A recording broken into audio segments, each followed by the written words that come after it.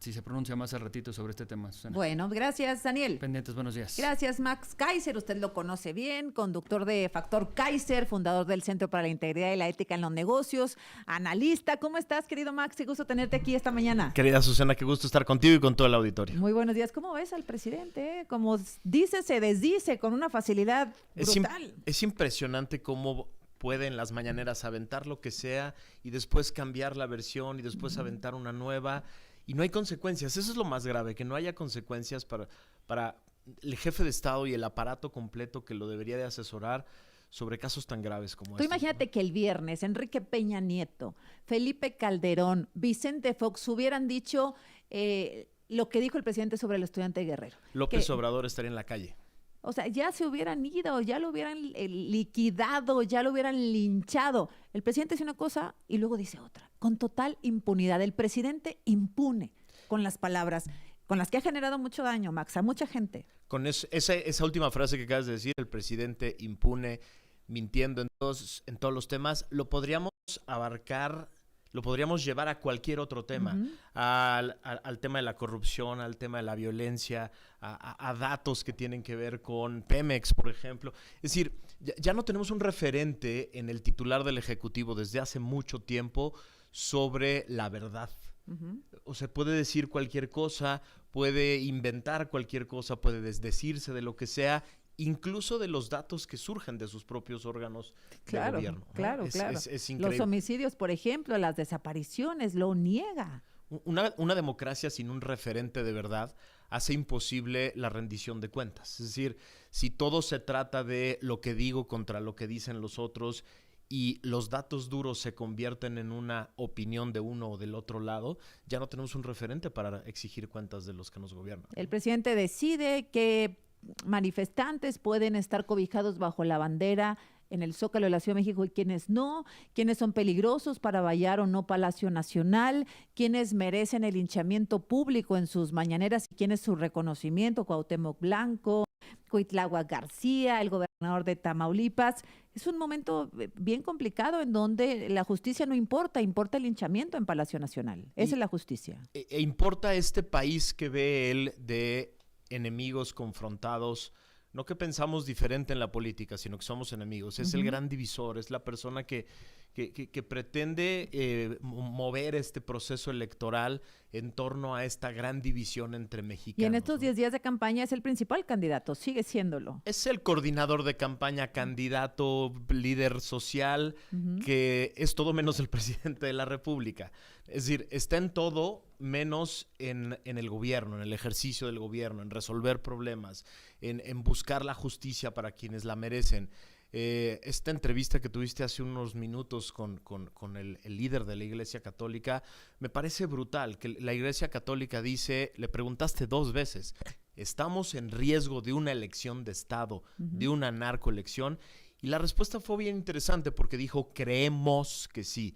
Y cuando dice creemos, se está refiriendo a toda la Iglesia Católica en los diferentes pueblos. En el pueblo más pequeño de México hay un representante de la Iglesia Católica que puede darle referencia a él de que hay una narcoelección y una elección de Estado, que hay estos 2 riesgos que hacen una combinación brutal. Y en lugar de estar ocupado de eso, él está ocupado en dirigir la campaña de su candidata y atacar a la otra. Y en negarlo. Narcoelección, no. Una elección de Estado, no. Por favor, bueno, si programas sociales, dinero, los gobernadores, la movilización de personas de Morena en la República es muy evidente que no quiere decir, porque ahí van, ya sé a dónde vamos, que los demás no haya pasado, que con Peña Nieto no haya pasado, que con el PRI, los reyes del acarreo no haya pasado, pero pensamos que esto iba a ser distinto. Ese es el problema ahora, un poco la decepción con este gobierno. Esa fue la promesa. Es decir, la promesa del presidente López Obrador fue que él iba a ser diferente en temas de corrupción, en temas de intervención. De trato a las víctimas, de violencia. Su perorata de toda la vida durante 12 años de campaña fue: es injusta la elección porque el presidente se mete, es injusta la elección porque el Estado me ataca, porque el Estado promueve a sus candidatos, porque el Estado me ataca a mí, que soy la oposición. Y es, creo yo, el presidente que más ha intervenido en una elección, porque no es de este año. Lo que le costó a Fox decir esta frase de no hay que cambiar de jinete a mitad del camino, Sí. algo por el estilo. Eso dijo Fox, ardió Troya. Ahí empezó la oposición a promover todo el cambio de estas reglas electorales que hoy se niegan ellos mismos a aceptar. Ya perdí la cuenta de cuántas veces lo ha regañado el INE, el tribunal, y escucho de manera muy curiosa a personas decir, es que el INE no actúa, es que el tribunal no actúa. No, es que sí han actuado. Hay ya decenas de resoluciones del INE y del tribunal regañando al presidente y a su gabinete, a personas. El tema es que tenemos hoy un presidente que decide voluntariamente no acatar las resoluciones del INE.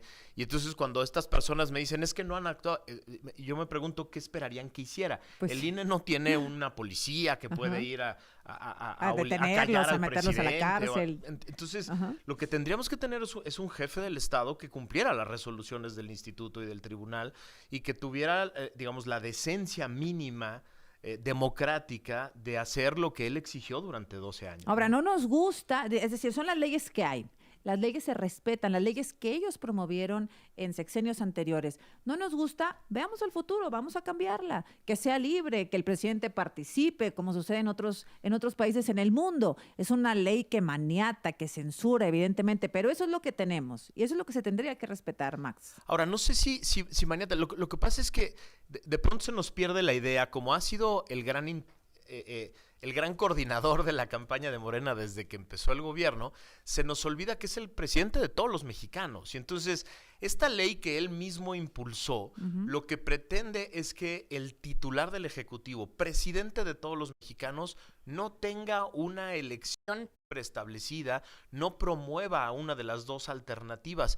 Es una ley justa, es una ley necesaria en una democracia, porque si no tienes al Estado completo, al Estado que representa a todos los mexicanos, escogiendo una de las dos alternativas, y esto necesariamente hace una competencia injusta. De todas maneras, es una cancha sumamente dispareja esta, con leyes y sin leyes, ¿eh? Ya lo es por la cantidad de recursos que se han gastado en la candidata oficial, ya lo es por la cantidad de veces que el presidente ha ido a un pueblo y a otro y una ciudad a otra a decir, si no votan por mi candidata van a perder sus programas sociales, queremos que se mantenga el rumbo. Esta confesión que ha hecho ya un par de veces de yo les doy programas sociales para que me lo agradezcan con votos. Decía Gerardo Fernández Noroña, por ahí lo leí sobre Vicente Fox, le damos la pensión a pesar de ser no sé qué calificativo le puso. ¿Le damos la pensión? Le damos. Perdón, se lo están sacando de su bolsa. Todos los programas sociales son dinero del gobierno, son de los impuestos que generamos los candidatos. Nadie nos está regalando dinero de sus bolsillos, ¿eh? No le dan la pensión. Pues así lo marca la ley. Pero lo mismo hicieron con las vacunas. No sé si te acuerdas con las vacunas del COVID, cómo nos decían una y otra vez que el presidente nos las estaba regalando, agradézcanselo al presidente. Había hasta bailecitos en los lugares de vacunas. Déjame hacer un corte. Max Kaiser se queda aquí con nosotros. Ahora volvemos con los 11 días de campaña.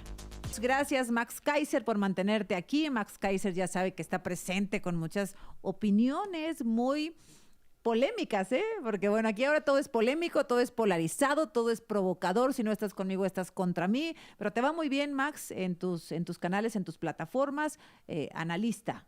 Pues mira, Factor Kaiser nació justo de esta idea de poder decir las cosas como a mí me gusta decirlas y tratando siempre de sustentarla con datos duros. Es decir, esto que platicamos al principio del programa de hoy, hay que poner la verdad sobre la mesa, hay que poner los datos duros. A mí no me gusta hablar solo de opiniones, me gusta poner los datos duros y me gusta tratar de enseñarle a la gente que este modelo que instauraron los Trumps y los López Obrador de este mundo de yo tengo otros datos, es una manipulación del concepto de rendición de cuentas, porque no hay otros datos, es decir, hay opiniones, cada quien tiene derecho a la suya, pero cuando hablas de datos y hechos, la verdad es la verdad y es la que se tiene que comunicar, y hay veces que se tiene que decir dura y sin suavizantes. En blanco y negro son los datos, Max. ¿Qué opinas de estos, hoy 11 días de campaña? Ha sido muy interesante el arranque. Yo creo que una de las cosas más importantes que vamos a ver el resto de la campaña es que el presidente convirtió esto en un plebiscito. Es decir, continuidad o cambio. Punto. Ya no hay más. Hay dos sopas. Hay dos sopas en esta elección. El presidente las puso desde hace un año. Vamos a seguir con el segundo piso de este rollito que se avienta todos los días. Le pone una reforma, una iniciativa de 20 reformas constitucionales a la candidata y le dice, su ruta. Este es tu guión. Este cuadradito aquí es tu guión y es tu ruta y no te puedes salir de aquí. Entonces le amarra las manos, ¿no? Le amarra las manos porque no puede proponer nada que se salga de ese guión. No puede proponerlo ahora, pero sentándose en caso de ganar en la silla presidencial, ¿quién sabe? Pero eso es una hipótesis. La banda presidencial genera comportamientos extraños a veces. Seguramente, ¿no? pero eso es una hipótesis. Bueno, sí. Hoy en la campaña el presidente le dijo, este es tu guión y no te sales de aquí. Y eso es bien difícil para la candidata, ya lo vimos. Tú que tienes tantos años en esto de ser comunicadora, reportera, qué difícil es para los medios encontrar algo interesante en la campaña de Claudia, porque te está repitiendo lo que ya escuchaste durante 5 años en la mañanera. Es decir, no va a haber nota nunca. Nunca va a haber. Y entonces, ¿qué ha sido nota? Ha sido nota que dijo que siga la corrupción. Ha sido nota que dijo en otro, 3 días después, en otro templete, señalando hacia afuera la transformación. ¿Qué prefieren? ¿La transformación señalando hacia afuera o la corrupción señalándose a ella? Fue nota el jaloneo que se dio con Clara Brugada. Fue nota el acarreo. Fue nota que en Morelia... Ahora lo que pasó ayer, ¿no? En esta camioneta que, bueno, yo nada más vi un pedacito de video, no sé si lo viste. Le da un manotazo que a le alguien. dice a alguien, quita la mano, ¿no? Porque iba a cerrar la puerta de la camioneta. Fue nota el estadio vacío en Morelia. Es decir, es muy difícil para una candidata que está amarrada de manos y solo puede repetir los slogans del presidente que dé nota para ustedes los reporteros. Ahora, del otro lado, perdón, tampoco, Max? Es decir, no parecen bien estructurados, no parecen bien organizados, les pega una y luego desaparecen días. Es decir, pareciera que no están hilando la narrativa de campaña de la oposición, no parece. Parece desordenada, pero por lo menos hay nota. Esa es la parte interesante y la diferencia. Es decir, hay nota porque le canta el tiro al presidente, hay nota porque habla de Cadereyta y hace responder al presidente que no se va a cerrar Cadereyta, hay nota porque de pronto aparece en Fresnillo y dice es la ciudad más insegura, reacciona uno de los Monreal y dice no es tan insegura y resulta que según el INEGI es la más insegura del país. La mayor percepción de inseguridad. Con la mayor percepción, 95 de cada 100 fresnillenses dicen que se sienten muy inseguros. Es decir, la gran diferencia para los medios, por lo menos, va a ser que una de las campañas va a ser aburridísima porque vas a tener la repetición de eslogans de la mañanera y entonces lo que va a estar saliendo en las noticias va a ser el error, el estadio vacío, si se llenó, si no, si llegaron los camiones o no. Y del otro lado... Nunca han sido particularmente excitantes las campañas, ¿sí? Nunca han sido, ¿no? Solo para los nerds que nos encanta la política y nos encanta andar analizando qué dijo, cómo dijo, por qué se propone y no. Pero entonces lo interesante es que la primera semana nos plantea clarísimo el caminito, y el caminito es vamos hacia un plebiscito. Se queda todo igualito como vamos, el mismo camino, el mismo rumbo, las mismas políticas, las mismas prácticas, o buscamos una alternativa. El presidente lo definió y así las dos candidatas están proyectando la elección. ¿Les alcanza? Yo le preguntaba a Xóchitl Gálvez hace unos días, a Max Cortázar, ¿en estas condiciones alcanza, Max, para al menos hacer una elección competitiva y no que vayan 30 puntos arriba como aseguran en Morena? Mira, si fuera 30 puntos arriba, hace poquito hice un video haciendo un ejercicio. Si esto estuviera 60-30, y estamos hablando de que va a haber alrededor de 60 millones de votos, ¿no? Porque en las últimas 5 elecciones presidenciales el promedio de participación ha sido el 63%. Somos 99 millones en la lista nominal. Quiere decir que vamos a tener alrededor de 60 millones de votos. Si le creemos a las encuestas que dicen 60-30, quiere decir que Claudia es el fenómeno político electoral más grande de la historia. ¿Cuántos votos? 36 millones. Más que el presidente López Obrador. ¿Y eso qué quiere decir, Azucena? Que es interesantísimo. Quiere decir que el obradorato no ha perdido un solo voto. O sea, los 30 millones que tuvo López en 2018, todos están ahí, no hay un solo arrepentido, todos quieren continuar con lo mismo, pero además, los 6 millones extras. Del 2018 a la fecha, hemos tenido registro de 10 millones de nuevos votantes, es decir, pasamos de 89 millones en el 2018 en la lista nominal a 99 millones, 10 millones. Si se comportan igual que el resto del electorado, es decir, van a votar como el 60%, son 6 millones de votantes nuevos. Claudia los tiene todos. 30 millones quiere decir que no se fue un solo obradorista de ese campo.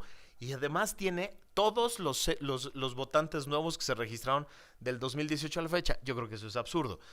No les ha ido mal con las gubernaturas. Los programas sociales han generado una lealtad brutal hacia el presidente. Pero en los últimos 2 procesos electorales nacionales que hubo, que fue el del 2021, bajaron de 30 millones a 21 millones. Y el siguiente año, que fue la revocación de mandato, que el presidente le metió toda la galleta del mundo y le metió dinero por todos lados, fueron 15 millones de votos. Entonces, es normal en cualquier democracia que haya una pérdida de votos por el desgaste que genera el ejercicio de gobierno.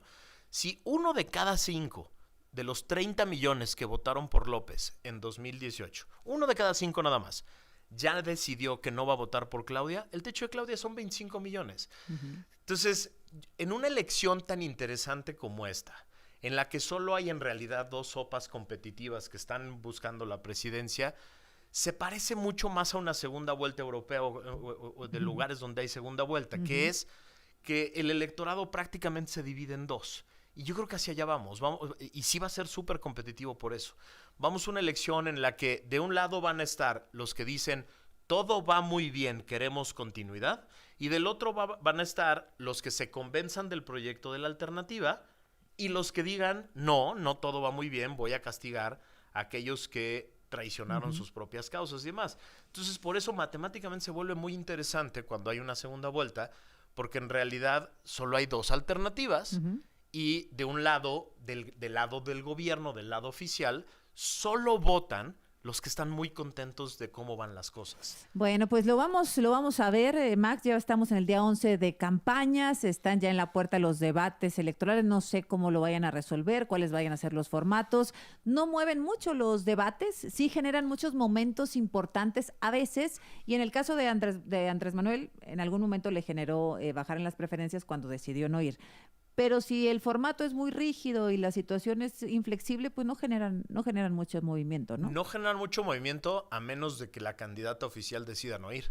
Yo espero que vaya. No creo. Yo espero. No creo. Bueno, ha dicho públicamente que va a ir, se negó a ir a la Universidad Iberoamericana, eso sí, no fue a Citibanamex tampoco, demasiados nos para empezar la campaña, pero sí acude hoy al episcopado. Con el monseñor Ramón Castro Castro. Ojalá vaya al debate y se ponga divertido, porque lo que queremos ver es a las 2 opciones reales en competencia, hablar de los diferentes temas y proponer exactamente qué quieren, ¿no? Sería súper interesante que sí fuera el debate y nos platicara si le va a mover algo al gobierno.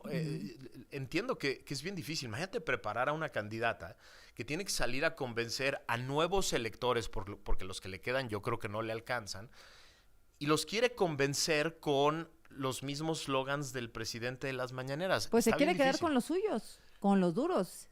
El chiste es preguntarse si eso alcanza. Si no pierde esos, pues tiene un buen nivel. Si no pierde esos que son los que le quedan, es decir, porque yo creo que ya los ejercicios de 2021 y del 2022 de la revocación de mandato muestran claramente que por lo menos perdió a 1 de cada 5. Esa franja que se puede mover hacia la oposición, ¿puede darle el triunfo a Xóchitl Gálvez? Yo creo que en este momento tenemos 10, 15 millones de personas indecisas que aún no definen su voto. Las encuestas de salida de los últimos elecciones presidenciales nos muestran que la gente define, el 40% más o menos de las personas definen su voto en la última semana. Entonces, tenemos mucha competencia, tenemos mucha campaña, tenemos muchas discusiones, va a haber muchos errores, va a haber muchos tropiezos.